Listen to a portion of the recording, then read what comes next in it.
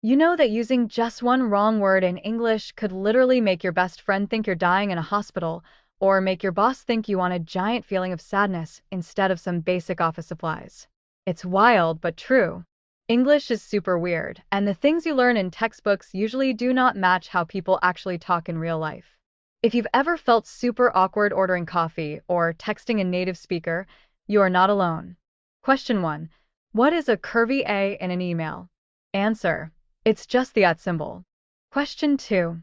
Are you in or at the hospital? Answer. At means you are visiting. In means you are a patient. Question 3. Does crash mean a car accident? Answer. Nope. It just means falling asleep or relaxing on the couch. Question 4. What is a big board? Answer. It's a whiteboard for your wall, not an emotion. Question 5. What time is 2 o'clock? Answer. It's actually 2 o'clock. Question 6. Do Americans care when they ask, how's it going? Answer. Not really. It's just a polite greeting, so just say good. Question 7. What does JK mean? Answer. Just kidding, unless your teacher is talking about the author J.K. Rowling. Question 8. Is it a cat or the cat? Answer. A is any random cat. The is a specific cat we both know about. Question 9. What does would you rather mean? Answer. It's a fun game where you have to choose between two things. Question 10. What does is it just me or mean? Answer. It's the ultimate, super polite way to complain without sounding rude. Let's dive right into question number 1. What on earth is a curvy A? Imagine you are at a networking event or trying to share a super important document with a coworker. They ask for your email and they start spelling it out like Elliot with 1T, Martinez, lowline, engineer, curvy gmail.com. Literally, what? If you say that to someone, they will look at you like you just dropped in from outer space. The low line that sits at the bottom of the text is actually called an underscore.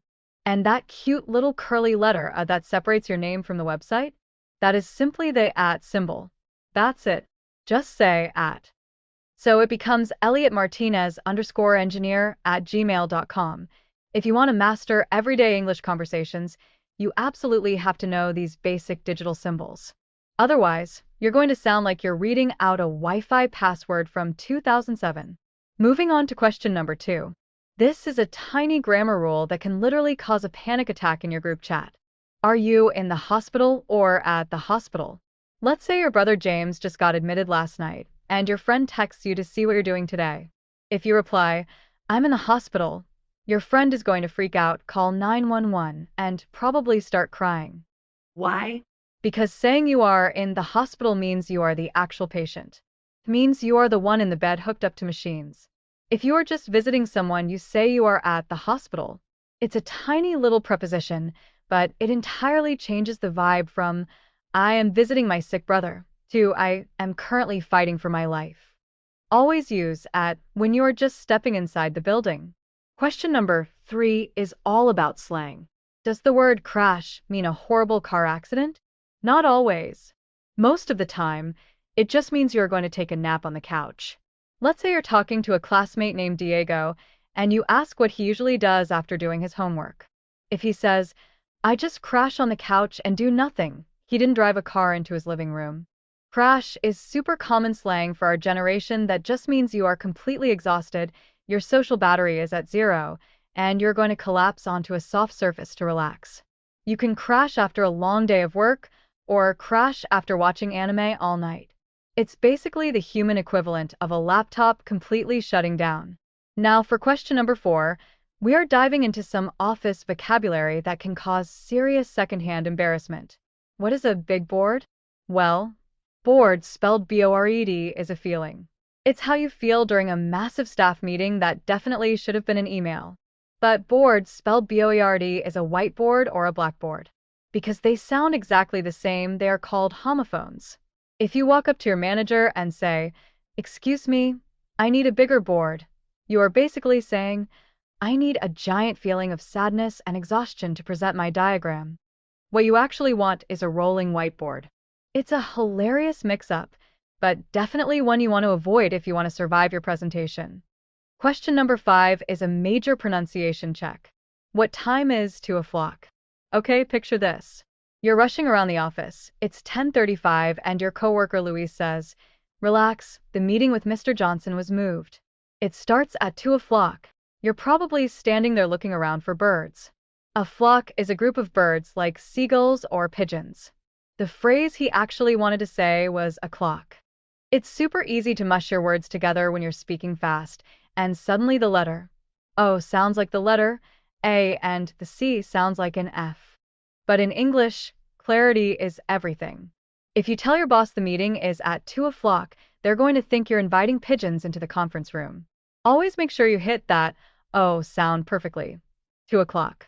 Let's hit question number 6. This one is a massive culture shock for a lot of people.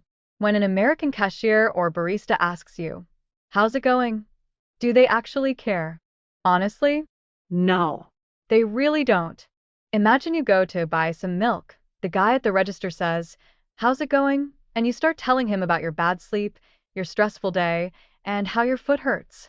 You are trauma dumping on this poor guy. He's just going to stare at you. In American culture, "How's it going?" or "What's up?" are literally just ways to say hello. It is not an invitation to tell your entire life story. It's just a friendly vibe check. The only acceptable answers are good, fine, thanks, or not much you. Keep it short, keep it positive, and just grab your groceries. Question number 7 is all about texting abbreviations. What does JK mean? If your friend texts you that they dropped your phone in the pool and then immediately sends JK, it means just kidding. It's a joke. But context is everything. What if your English teacher emails you an assignment about reading books and writes JK all over it? Are they saying the homework is a joke? Nope. In that case, they are talking about J.K. Rowling, the author of Harry Potter. Texting language can be a total trap if you don't know the context. You've got JMLK for just let me know, JIC for just in case, and J4F for just for fun. You know, when you learn English through story times like these real-world text fails, it actually sticks in your brain way better than any boring textbook. Moving right along to question number 8, we are fighting the final boss of English grammar. A versus the. Let's say you're looking at an animal outside.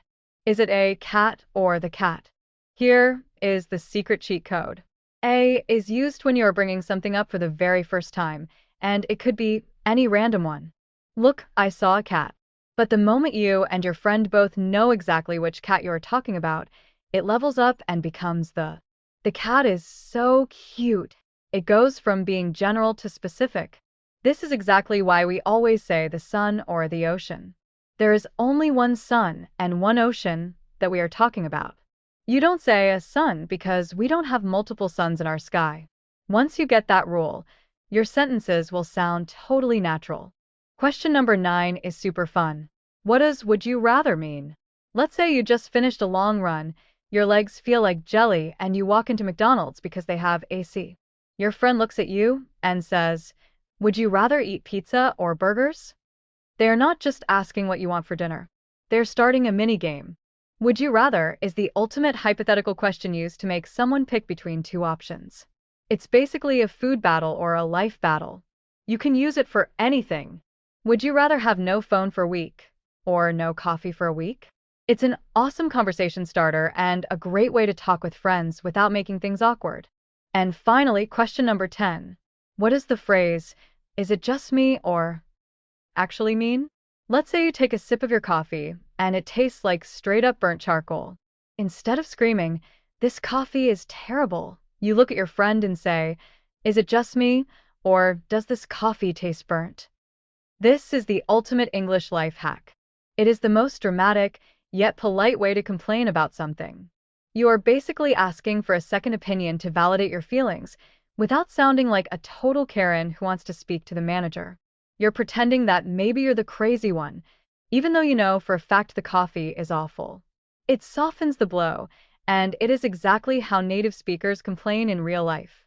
English is full of these wild little quirks, but honestly, that's what makes it so fun to learn. You are going to make mistakes, you are going to say the wrong thing, and that is completely okay. The more you practice these natural phrases, the more confident you'll sound when you're hanging out with people. Thank you so much for chilling with me today. If you found this helpful and want to stop sounding like a robot when you speak, make sure to hit that like button and subscribe. You're watching Learn English with Jennifer, and I'll catch you in the next video.